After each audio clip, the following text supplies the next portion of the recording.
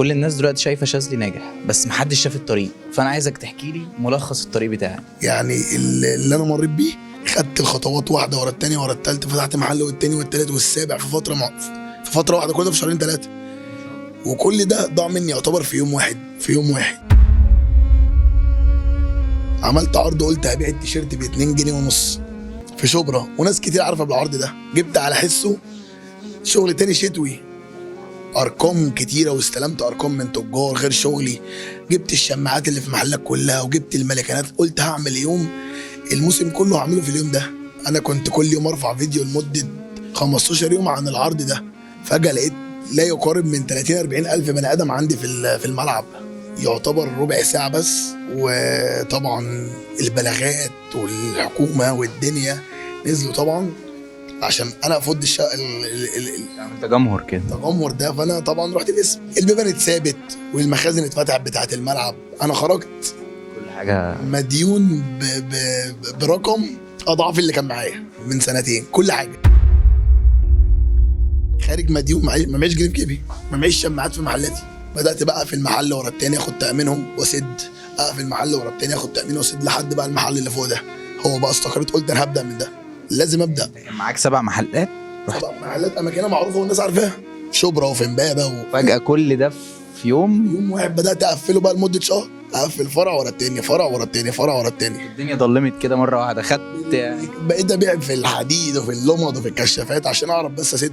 يعني ما اتولدتش لقيت نفسي شاذلي، يعني ما شافوش بقى البدايه انت بدات فين عشان خاطر توصل لايه. ما حدش سمع ده وما حدش شاف ده. يعني ما معكش في اخر اليوم 50 جنيه تروح بيهم لعيالك، ما فيش ده اصلا. مفيش رفاهيه بقى ولا اكل بقى اللي الناس بتاكله ولا شرب ولا الكلام ده كله. 20 ساعه شغل 4 ساعات نوم بس، مفيش حل تاني كان عندي. يعني ما عنديش حلول ان انا ابدا بقى اشتغل بقى تاني وارجع عند حد اشتغل تاني صعبه. استحاله ان انا ما يقستش بجنيه. راكب BMX4 موديل السنه، ما فجاه لقيت نفسي راجع تاني بركب 28. فجاه لقيت نفسي بعتها. فجاه انت من حال لحال. فانك تعمل اعاده بناء من ولا جنيه، لانك انت توصل دلوقتي ان مفيش حد بفضل الله في مصر ما يعرفش الشاذلي دي ما فيش عقل بشر يقول لك مثلا ده طبيعي. يعني استحاله ان انت تعمل كل ده، هو ربنا بس. مفيش حد تاني يستوعب ان اللي ده حصل غير بإرادة ربنا فقط.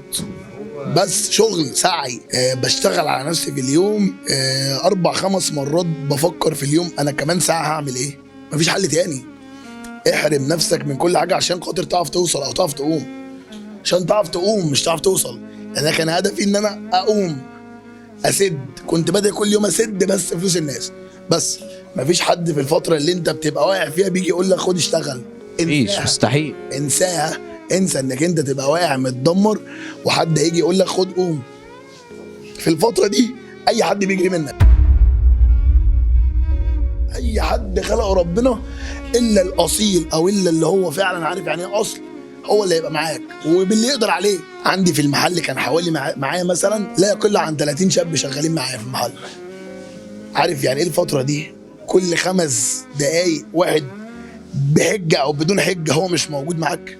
اتبقى معايا حوالي، احنا بقينا 5 في 20 جنيه بنروح بيهم، في مفيش خلاص حطينا ايدينا في ايدين بعض وهنوصل. يعني هنوصل، مفيش حل تاني. فخلاص لا، كل واحد انا الخطوه اللي باخدها هو بياخدها معايا.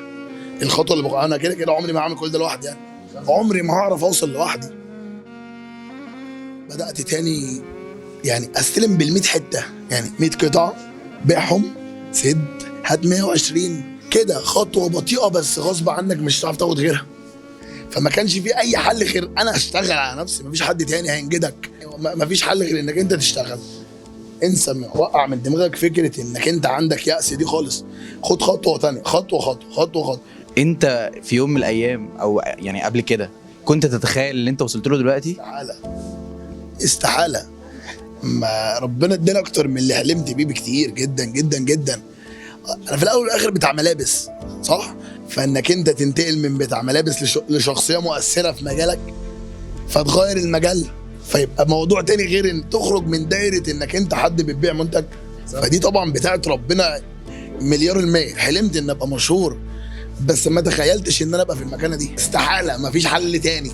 حتى لو انا تعبت مليون مره، ما في كان بتاع ملابس بيتعب مليار مره ما خدش رزقه في الحته دي. هو ربنا اداني رزقي في الحته دي وانا بستغلها. صراحه لا، انت يعني ما شاء الله انت غيرت المجال عامه. الاحلى انك انت تستغل المكان اللي انت فيه، تستغل طفل بيحبك، تستغل ام بتدعي لك، تستغل كل ده. ما يبقاش عندك كل الناس دي ما تقدم لهمش حاجه. ما هو انت ليك جميل عليا، ما هو انت حبك ليا ده اصلا جميل فوق راسي. فانا من وقت للتاني بدور ان انا ارد الجميل ازاي؟ الصفقات الاختراع اللي انا اختراع الصفقات ده. اشرحه لي بقى. الصفقات دي ما هي الا فكره جات لي من وانا قاعد. طب انا عايز اطلع البصل ده مثلا اوزعه للناس اللي محتاجاه. طب لا، ما انا لو وزعته انا حاسس ان انا بديله مثلا. انا ما بحبش من وقت للتاني ان انا اخش على حد اعمل له كده. لا، عزه نفس كده. ما احبش اللي بياخد منك حاجه ده يبقى مكسور لك فيها او موطي مثلا، او هو مستنيه يعمل. لا، عايز اوصل بقى رساله ان انا جبت بصل هو بيع كيلو ب 3 جنيه، اللي هو اي حد يقدر يشتري 3 جنيه وفي نفس الوقت يقف يفاصل يوسع. ما هو مش ببلاش. لا يا عم، انا بدفع فلوس في الكيلو ببصل وعايزه. فجاب بقى الفكره من هنا. بدات بقى اللي هو انا ساعتها قلت بقى ايه، طالما انا النهارده ربنا كرم مثلا كسبت مثلا ايه من ال 100 قطعه دول كده، فهقوم جايب بيهم بصل. لما البصل قمت جايب بيهم بامبرز. سمعت برضو، ما بدات ادور على حاجات اللي فيها مشاكل. البامبرز مثلا سمعت ان هو ب 6 جنيه ب 7 جنيه. انا مش خارق هروح اجيب مليون قطعه بامبرز. انا بعمل على قدي، نيه لله ان انا اي حاجه بتخش لي ليها جزء كده لربنا. يطلع بقى يطلع على العلن. ليه؟ ما ممكن تعمله في الدرع. في العلن ده ليه فوائد كتيره جدا. في العلن ان انا بقول لك بفلوس فبتشتري، يا اما مليون واحد يغير من ده يعمل زي يعمله. يطلع مثلا بتاع بصل تاني يقول لك ايه ده، هو انت عندك بصل ب 3 جنيه؟ طب انا عندي ب 2 جنيه. يطلع واحد جزار، طب انا هطلع العجل ده كله لله، الكيلو ب 100 جنيه. فاهم؟ يبدا من هنا ان الناس تبدا ده يغير فيعمل فخدم. جت الفكره بقى بتاعت ان انا بقى الصفقات دي تكمل. بدات استغل الفكره دي 3 استغلالات. الشركه بتجيب المنتج قبل اي حاجه، بعرض عليه المنتج اللي انت هتبيعه ده هتقدم منه جزء للناس الفئه بتاعتي. قلت ان انا الصفقات دي لازم طالما جت من عند ربنا بقى واكتر من حد هيساهم في الصفقات دي، يبقى هنخدم 3 اشخاص. صاحب البراند اللي هيقدم الصفقه هيتخدم عشان كتر الف خيره، حابب يعمل ماركتنج لمكانه. مقابل ده قبل ما يجي لي هنقوم فايدين ده. مش عايز احط بينا انا وانت شك ان انت شاكك ان انا جايب لك حاجه مثلا صلاحيه منتهيه او حاجه ملهاش اسم. لا، بجيب لك الحاجه اللي انت عارف اسمها وعارف بتتباع فين وعارف مكانها، ودي صفحتها وصفحتها منزله اللي هي متداعمه معايا في الصفقه اهي. مش هي دي اللي انت بتقف عندها طوابير؟ تعالى بجنيه. في حاجه انا شفتها او شفت حد اتكلم عنها وزعلتني شويه. قال ان انتوا الناس كلها عماله تطلع تندب في بعض وتنزل في السعر وبتاع. في اصحاب محلات فعلا جايبين بضاعه ودلوقتي مش عارفين يبيعوها بسبب ان الناس شافت الحاجه رخيصه فدخلت على التاجر ده او دخلت على صاحب المحل ده فاكراه نصاب. اولا محدش بيقطع رزق حد ده نهائي. ليه انا ابقى مصنع عملت قطعه حطيت على القطعه 100 اديتها لصاحب مكتب، صاحب المكتب حط عليها 100 كمان، صاحب المكتب اداها المحل حط عليها 200 جنيه. يبقى انت مصنع الحته وطلعان عينك فيها وانت اللي مخلصها. عقبال ما تروح للمستهلك يتحط عليها 400 جنيه. هتقول لي كهرباء نور ايجارات اللي انا ليه كشاب داخل عايز قطعه البسها ادفع لك ليه ايجارك ونورك عربيتك اللي عايز تغيرها، الشاليه اللي عايز تدفع ايجاره؟ ليه المكاسب دي على قطعه؟ يعني ليه تحط 400 ضعف و300 ضعف و200 ضعف ليه؟ يعني زعلان عشان بخلي ده يخش المحل ده يدفع اللي معاه بقى زي ده وخليتهم لك الاتنين كده لابسين وكويسين وحالهم ميسور وعندهم امل في الحياه وحش.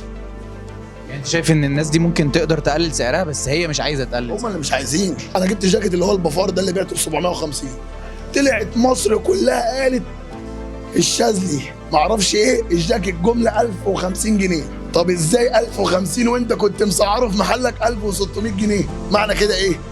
انك كنت بتكسب من الجاكيت 550 جنيه، خليتك ترتبك وانت اللي قلت جملته وانت اللي كنت مسعره ب 1600. ده جمله الجاكيت كذا وشاذلي بيخسر. في حد في الدنيا عايش ان هو يخسر؟ لا، انا عايش عشان اخسر بس. وانا خدتهم ب 50 بعتهم ب 55. مع اني عارف ان سعرهم بره 1000 جنيه.